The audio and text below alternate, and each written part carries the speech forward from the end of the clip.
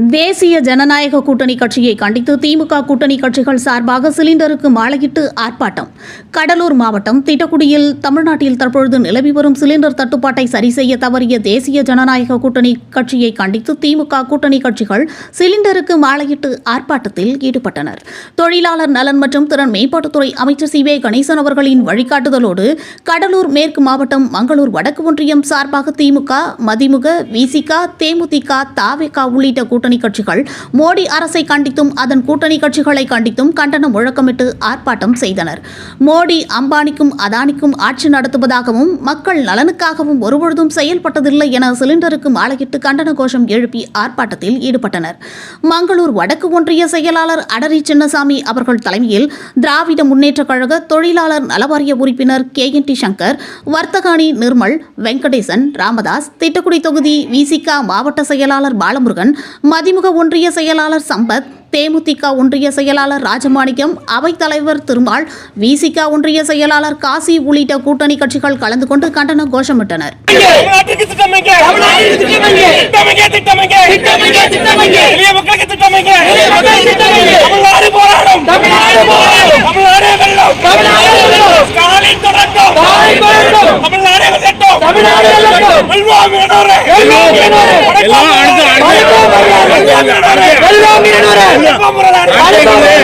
தொடர்ச்சியாக இந்திய ஒன்றிய அரசு தமிழகத்தை வஞ்சித்து வருவதை கண்டித்து இன்று மதசார்பற்ற முற்போக்கு கூட்டணி திராவிட முன்னேற்ற கழகத்தின் தலைமையில் கூட்டணி கட்சிகள் நாங்கள் கண்டன ஆர்ப்பாட்டத்தை நடத்தி கொண்டிருக்கின்றோம்.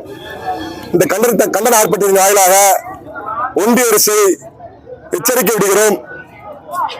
வஞ்சிக்கப்பட்ட மக்களை தொடர்ச்சியாக புறந்தள்ளி தமிழகத்துக்கு ஒதுக்க வேண்டிய நிதியினை சுரண்டிக் கொண்டிருக்கின்ற ஒன்றிய அரசை இந்த ஆர்ப்பாட்டத்தின் வாயிலாக கண்டித்துகிறோம்.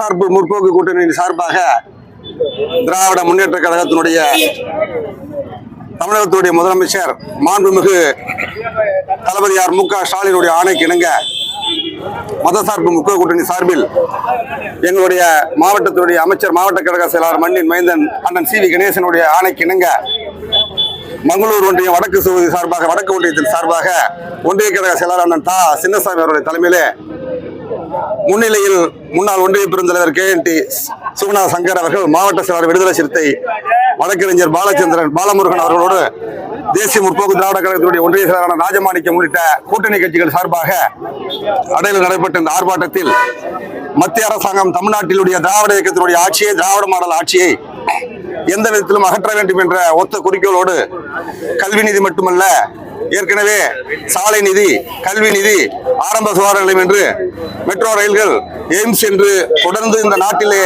இந்திய நாட்டில் இருக்கக்கூடிய மாநிலத்திலே தமிழ்நாட்டை வஞ்சிக் கொண்டிருக்கூடிய மோடி அரசாங்கம் இன்றைக்கு சிலிண்டர் எரிவாயு மற்றும் பெட்ரோல், டீசல், எண்ணெய் தட்டுப்பாடுகளே முன்பே திட்டமிட்டு வெளியுறவு கொள்கைகளை செயல்படுத்தாத காரணத்தினால் தமிழ்நாடு முழுக்க இன்று சமையல் உணவுக்கும் வீட்டு சிலிண்டர்களுக்கும் எரிவாயு, கேஸ், டீசல், பெட்ரோல் தட்டுப்பாடு ஏற்படுகின்ற காரணத்தினால் இந்த மோடி அரசாங்கம் ஆளுவதற்கு தகுதி அல்ல.